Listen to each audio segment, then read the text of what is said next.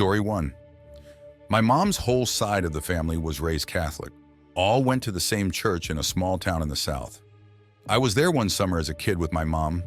I'm maybe like 10 years old. My uncle's farm land backs right up to the church. Anyway, things haven't been going so well on the farm. Crops not growing right, healthy animals randomly dropping dead, chickens and small creatures showing up gutted even though he had a donkey to protect his cattle. Just weird shit that's never happened before. So one day the adults are acting super weird and cagey.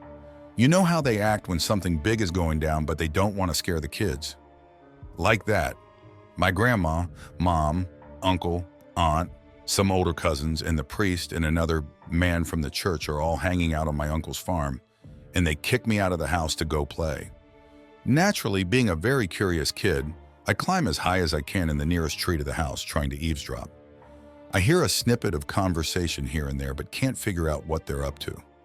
Everyone leaves the house, following the priest to the barn, stables, chicken coop, etc. This entire time I'm watching from the tree. While they're all down at the stables, I hear the door to the house open, and a woman I've never seen before, maybe 30 years old with brown hair and a blue dress, casually walks out the door. She briefly looks up at me in the tree. I wave. She ignores me and walks off down the dirt road. Okay then. Once the adults are done with whatever they're doing, we all gather in the dining room of my uncle's house to have some lemonade my aunt made because it was such a warm day. I decide to pipe up and ask them who the woman in the blue dress was, since I'd never seen her visit before. Every adult in the room freaks out. My aunt starts crying. The priest looks like he might barf, and I'm told the woman was just visiting. Okay, whatever. A decade later is when my uncle finally tells me that the woman I saw was an apparition that had started appearing to parishioners at the church and next door on my uncle's land. They assumed she was a lost spirit trying to pass on. But after she attacked the priest at his house, also nearby, and farm animals started showing up dead, they decided she was some sort of demon who appeared as a young woman to hide her true nature. The day I saw her from the tree, the adults had gotten permission from the Catholic Church to perform an exorcism on my uncle's land. It appears I witnessed her leaving. I wonder where she was going. I'm 26 years old today, and the story of Evelyn, as the parishioners started calling her, she'd been spotted inside the church, still gives me goosebumps. She was completely expressionless when she looked up at me in that tree. Didn't seem in any hurry to leave either. The moment she was gone, the crops started recovering, and we stopped finding dead and eviscerated livestock. I'm not religious, and I'm generally a pretty big skeptic, but I'll never be able to explain what I saw from the oak tree that day. Story 2. I was walking home one evening down the road I still live on when I got that horrendous creeping tremble between my shoulders and up my neck that I had only ever had when walking alone in a city. I was being followed by some creepy man, a whole different story. So I was looking around me, trying to figure out why I felt like this on a quiet country road in broad daylight. Finally, I noticed a figure across the field next to the road. Too far away for me to see any details, I just put it down to the farmer checking his crop and carried on walking. You know, kudos to my spidey senses for picking up someone so far away. It was right across a 20-acre field. I carried on walking. The feeling didn't go away, so I turned back to look over at the figure to see if they were still staring at me. I was getting pissed off by the thought that some weird bloke was just watching me, even from that far away. Ugh, this is where shit got weird. The figure was now about 3 times closer than they were before. Still just stood watching. Okay, I think that's some pretty quick sprinting on their part. Too quick, particularly in waist-deep barley, but whatever. I look away again and pick up the pace a bit. I'm only half a mile or so from home at this point. I'm also cursing myself for leaving my phone at home because I wanted to call someone to help. The feeling gets worse, and for about 200 yards I don't look into the field. I just march on, determined to reach home. Finally, though, the feeling gets so bad I stop dead and turn around. This figure, whatever the fuck it was stood on the road about 50 yards back. Close enough to see details, of which there were none. It was just shadow from which I could see arms, legs, and a head, but no features. No shirt color, no face, nothing. In broad daylight. I study this figure for a moment before taking a step back, and another. It just stays put, so I shouted something like, "Hey, can I help you?" And it doesn't move, so I turn around and book it the last bit home. I was wearing riding boots too, which are a bitch to run in, so I was skidding and sliding all over. When I reached my door, I took a quick look behind me.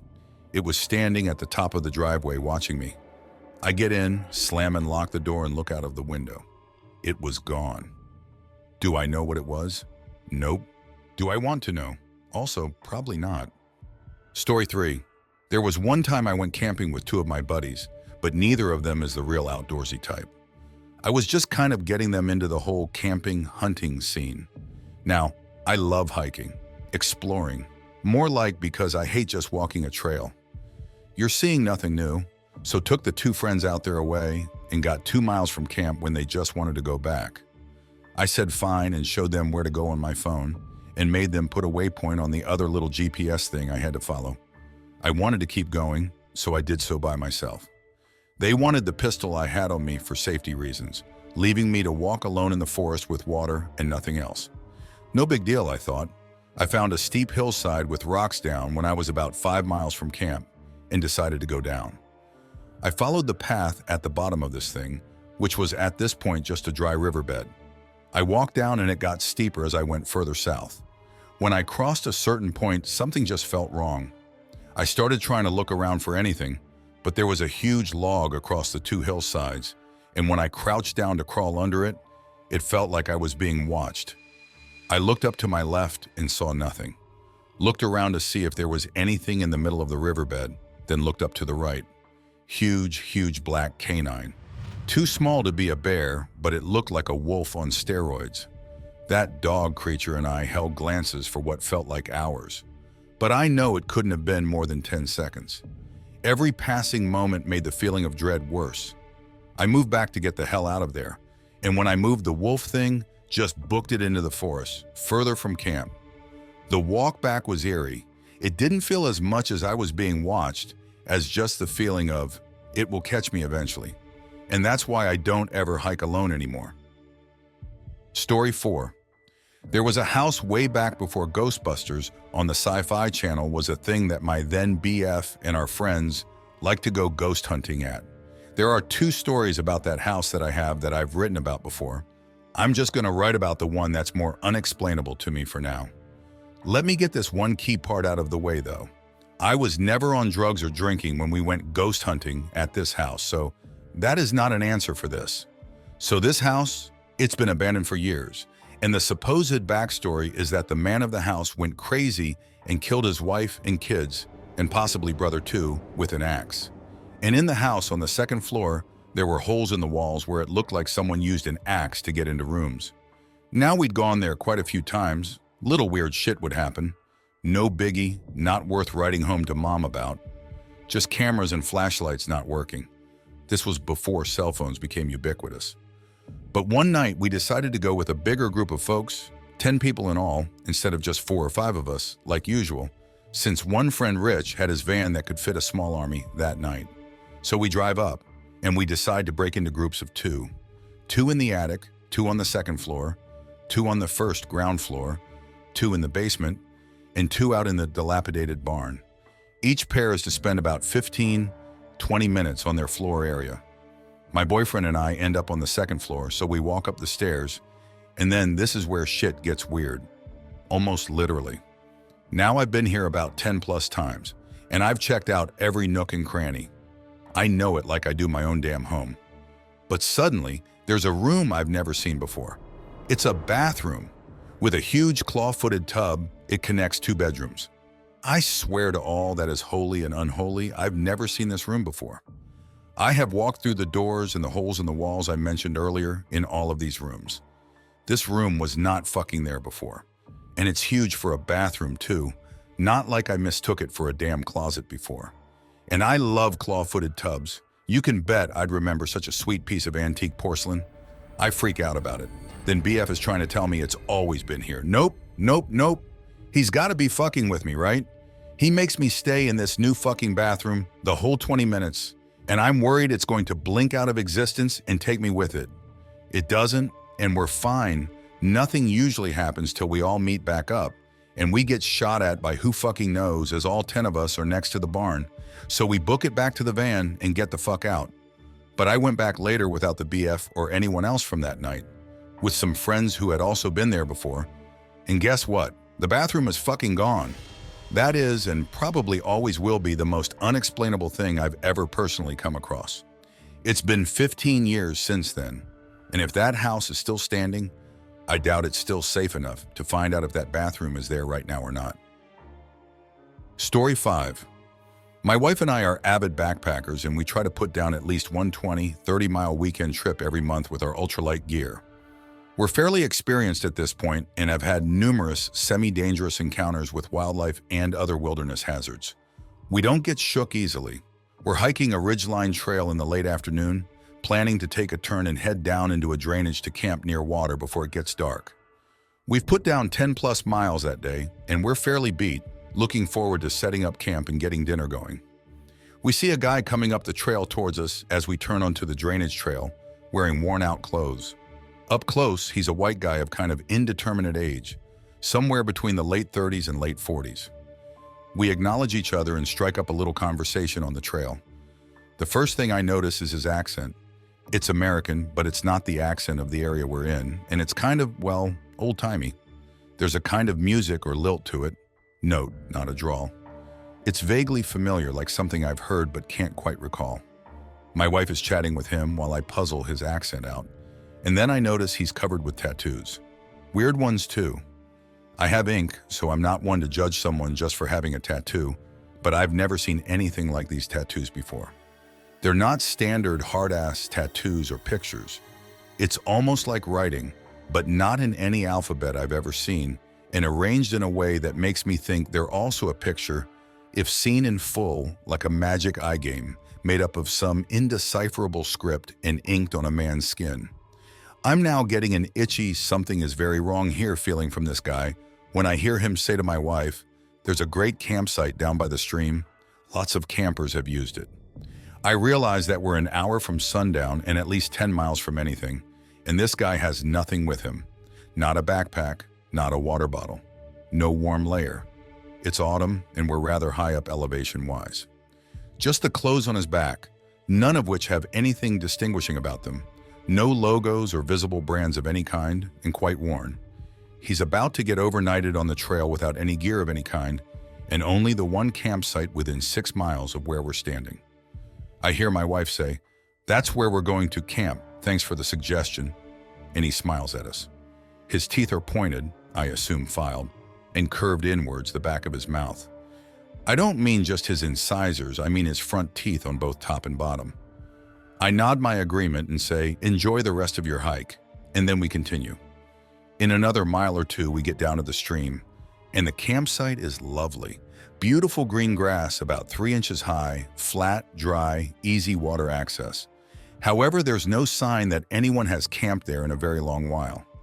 As we're looking it over, we find there are a ton of stakes in the ground. You'll usually find a stake or two at high-traffic campsites just because people forget them when they're packing up camp in the morning. We found more than 10 of wildly different ages and designs, some old school and rusty, others new and shiny, but none of the grass is bent or broken except where we've stepped in checking the site. Wordlessly, we both shouldered our packs and hiked another, thankfully flat and easy, 6 or 7 miles to the next site. I'm neither spiritual nor superstitious, and I've never had any other experience that filled me with a sense of unexplainable fear or impending doom the way this one did. Story 6. So I was plagued by pretty bad sleep paralysis for the majority of my childhood. Like, I would fall asleep normally and wake up with my face in the pillow, unable to move my body as I suffocated.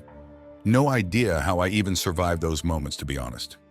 Other times, I'd hear loud whispering from multiple voices that I couldn't understand just outside my doorway, or hear loud static and doors open and close.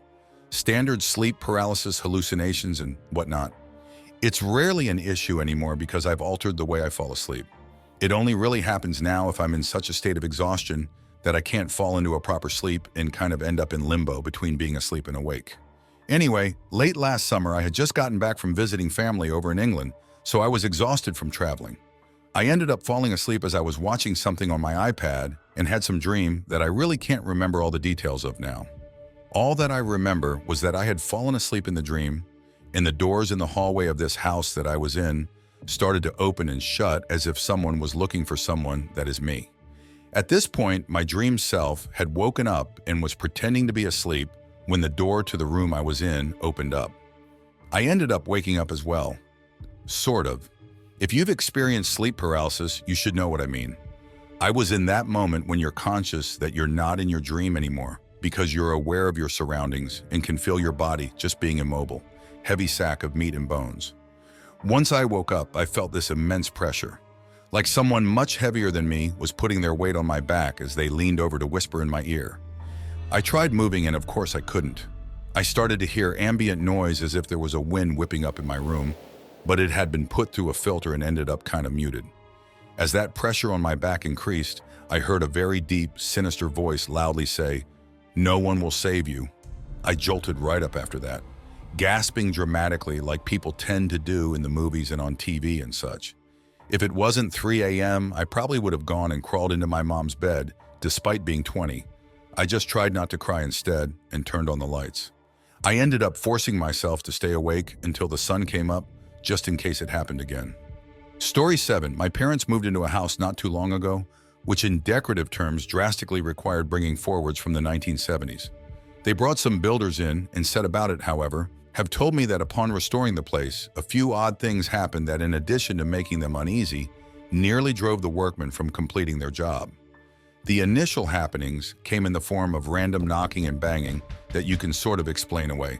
However, one day they heard a crashing sound like a wall had given way in the house. They ran from their bedroom to check it out, but could find no explanation. A further occurrence was claimed whilst my parents were out and the workmen were at their jobs. They said that they had heard a large bang from the bathroom, and upon running to see what had gone wrong, their radiator had been torn from the wall and where it lay on the floor. A couple of wooden cabinet units had been piled on top of it. What made this even stranger was that when they investigated, 2 footprints were found in the dust that had settled from the ongoing work. Weirder still was that they were barefoot prints in both of the left foot, even though they were right next to each other. When my parents got home, the workmen were talking to them and threatening to leave without finishing the job. Whilst they were talking, both they and my parents claimed they could hear a faint singing sound without words. They did eventually persuade the workmen to persist, although I assume they must have heard some shit to threaten walking from a big job in the first place. Story 8. Woke up from a dream. In short, I came to a hill with a bunch of people who I knew were my husband's deceased relatives, ancestors. I recognized no one. One person talked with me, but he was with a man in uniform that also turned to me and smiled at me. No one else looked at me but these two, and the man in the uniform didn't say a word, but I focused on him and felt relaxed, content, peace. I woke up and asked my husband to pull out the old genealogy stuff that he worked on as a teenager and show me the paperwork. I had never seen any of it before and had never really been interested in it before. But this dream was so real. Edit. My husband is a skeptic, but figured that it wasn't a big deal to go with it. Unbeknownst to me, there were a few pictures with all of his research. Again, I had never seen any of this stuff. As I'm leafing through the photos, I see one of the men in uniform who was smiling at me in my dream. I ask my husband who this man is. My husband does not know. Later that day, we go to my mother-in-law's house. I sheepishly tell her about the dream and show her the picture. I know that she is going to think I'm crazy, but whatever. I need to know who this man is. I show her the picture. It is her uncle, her father's brother. My husband never met him. Here's where it gets freaky. My mother-in-law tells us that it's strange that we're even showing her this picture. She was going through her attic and found old boxes a few days before our visit. Among other things, she found old letters that this uncle wrote to her dad while the uncle was serving in Walpo. She decided to burn them in her fireplace just a few days before our visit because the letters were gruesome and personal. As she was doing it, she thought about this uncle. Although he had survived the war, he never was the same when he came back. He never was happy. She thought about that as she was burning the letters. I told her that I got the sense from my dream that he was at peace. When I woke up, I still felt that. Peace. She appreciated me telling her that.